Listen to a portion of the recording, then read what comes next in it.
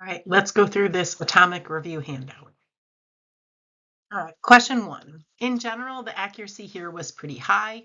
What you needed to do was take the atomic mass and multiply it by the abundance as a percent. Or, which is what you really need to do before you put it into the calculator. For each percent, you need to divide it by 100 before you can do the math. So you can't do the math with it as a percent, but you can set it up like that. So what you need to notice is 106.905 is the atomic mass, needs to be matched with 51.8. So those are the first two. So that means 3 and 4 are 100% wrong. And it looks like they're matched correctly the same, but they're not. One has the percent symbol and one doesn't. Well, which one is correct? Well, it's true. I need to multiply this times the percent, right?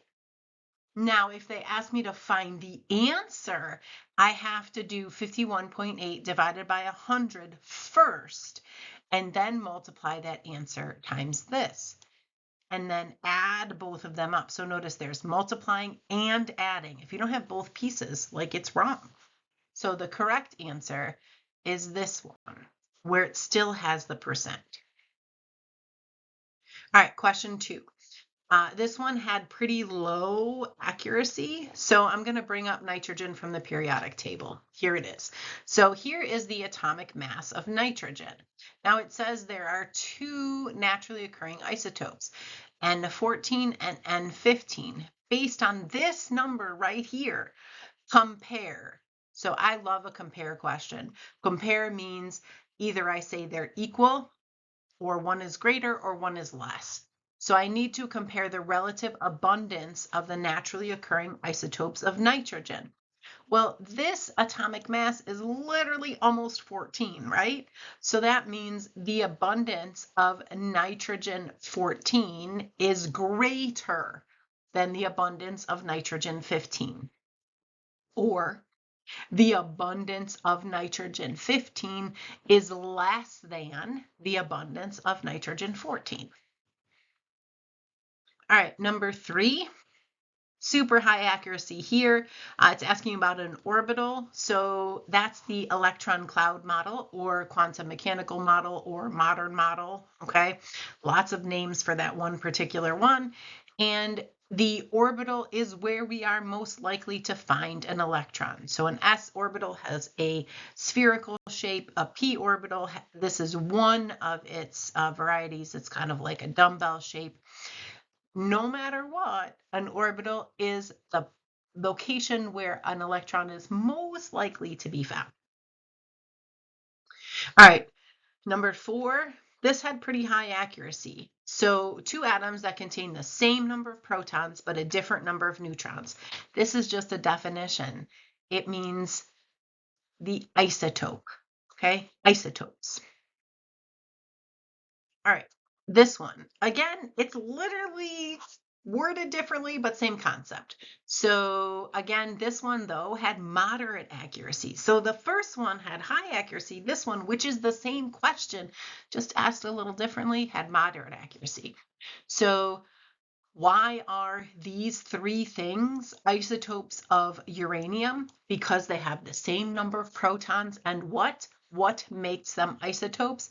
A different number of what? Neutrons, because they have a different mass number.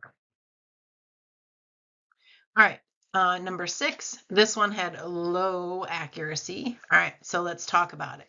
This is a whole bunch of reading. So what I like to do on questions like this is skip the reading and go right here. Read the question. Sometimes you can answer the question without even looking at the reading.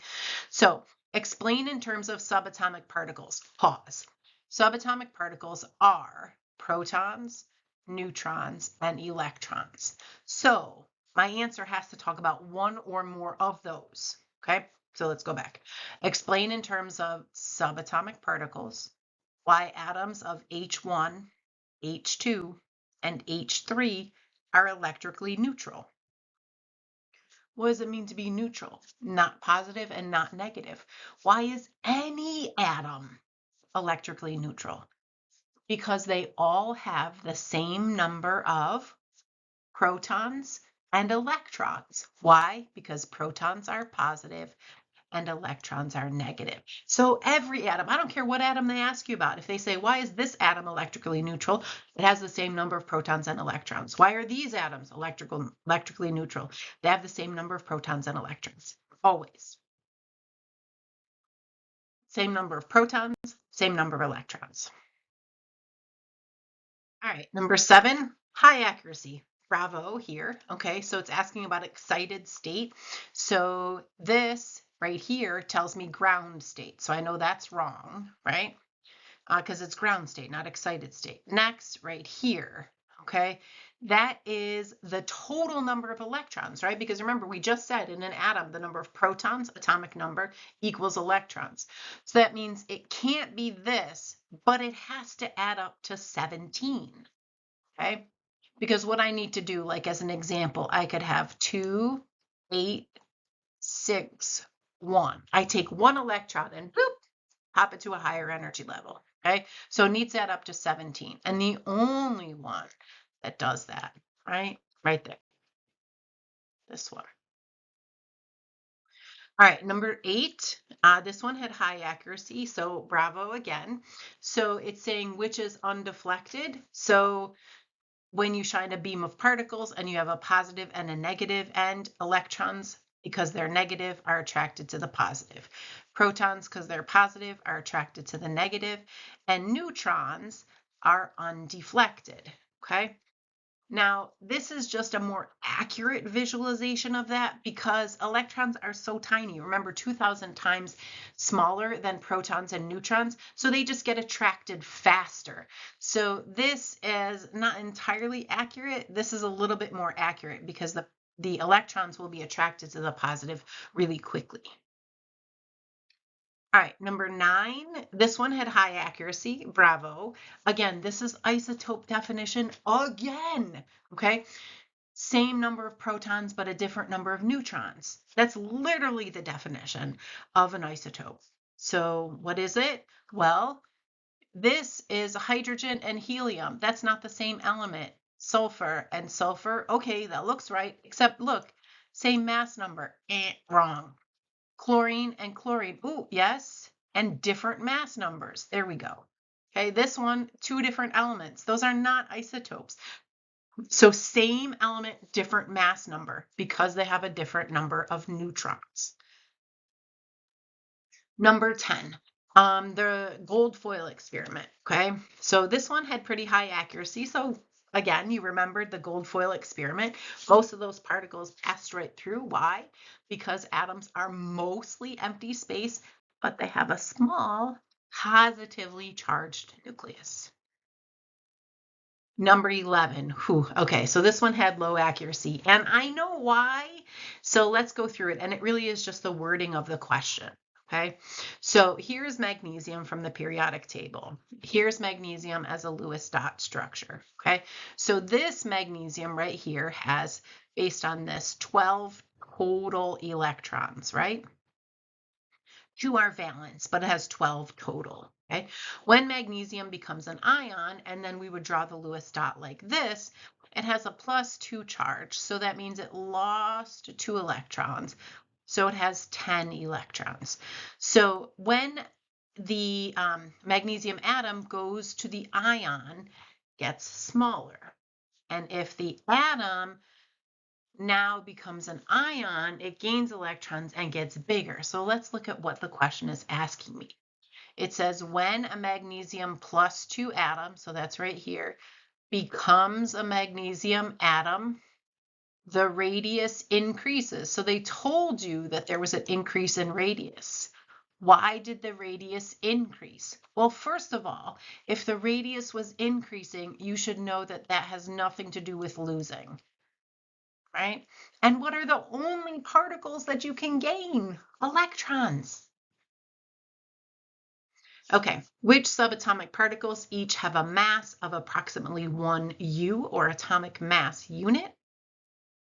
In general, this had high accuracy, okay? And you need this reference table. This will help you if you don't remember. what you have to remember is a beta particle is the same as an electron. And mass in this chart, like always, is the top number. So you're looking for two that have a mass of approximately 1, okay? And you should be able to find it now. You're just looking like here. Nope, nope. Ooh, ooh, there we go. And then you see the names. All right, number 13, okay? This one had low accuracy, all right? So it says show the numerical setup. So do you have to get to the answer? No. So what I want you to do when it asks this is don't do any math, okay? What do I want you to do? I want you to do 19.99, that's the atomic mass, right? Times this abundance percent, 90.48. Okay.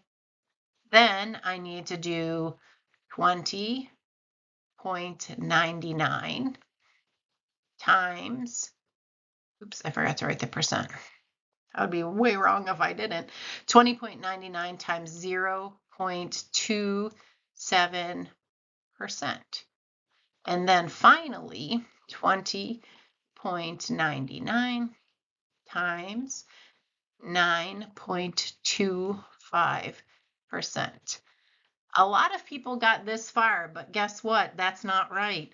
Because what I need to show is that I need to add all of them up. So either I need to write them in a line with plus signs in between, or like this would work. Okay, now, if you didn't want to write the percents, what you would have to do for each of these is divide them by 100. And some people did that, but not correctly. Okay, so what you have to show is the mass times the percent, mass times percent, mass times percent, and you got to add them all together. That's what your numerical setup has to show. Or mass times the decimal version of the percent, mass times the decimal version of the percent, mass times the decimal version of the percent, and add them all up. Okay. All right, let's look at number 14. Moderate mid accuracy here. Okay, so let's look. It's comparing O2 and O3. So there's O2 and O3. Even if you didn't know what they look like, think about it for a second. Do they have the same molecular structure? Well, one is 2 oxygens bonded together and one is 3. So no, they do not have the same molecular structure. So this, wrong. Now just think logically for a minute. If they have different structures, would they have the same properties or different properties? I'm going to show you this. Do you think they have the same properties or different properties? Okay, so here's another example that's used a lot, and we'll see it again in a minute. Carbon. So oxygen and carbon are used as examples a lot of something called allotropes. And allotropes are forms of the same element with different structures and different properties. Fun fact though, if the structures are different, the properties will also be different. If the properties are different, the structures are different. Okay. All right, number 15, which asks about graphite and diamond. This one had high accuracy, which is interesting because it's the same concept as the previous question, meaning it's allotropes. Okay, so these are 2 allotropes of carbon, graphite and diamond. They're all 100% carbon, but they're very different in their properties because they have different structures. So although I don't see the word properties on here, so I can't say they're different in their properties, I do see structures. So allotropes, they're going to ask you, like, write the definition of allotrope, but they're going to test it. And this is how. So allotropes have different structures and different properties. Okay. All right, number 16. Now this one had moderate accuracy, which was interesting because the previous question had better accuracy. And then also there was a question where you had to write it out, and there were 2 multiple choice questions with examples. So I just don't think you were using it. So anyway, when I look at this one, here's the atomic mass one. So I got to be careful. I need to multiply the atomic mass, and these are both percent. So I'm going to write percent here so I don't forget. and these are the U values, or the atomic mass units, right? So 68.926 has to be multiplied by this. So that means these are 100% wrong, because literally wrong numbers paired together. Now here you can see 68.926 is being multiplied by two different things. Which one is right? Well, if number 2 was right, what would have to be after that? The percent that I just wrote up here. Since it's not, that means they already took the percent and did what we need to do math with it and divided it by 100. So this is the right setup. All right, number 17, definition question. And again, we're using a definition that we've used a bunch of times.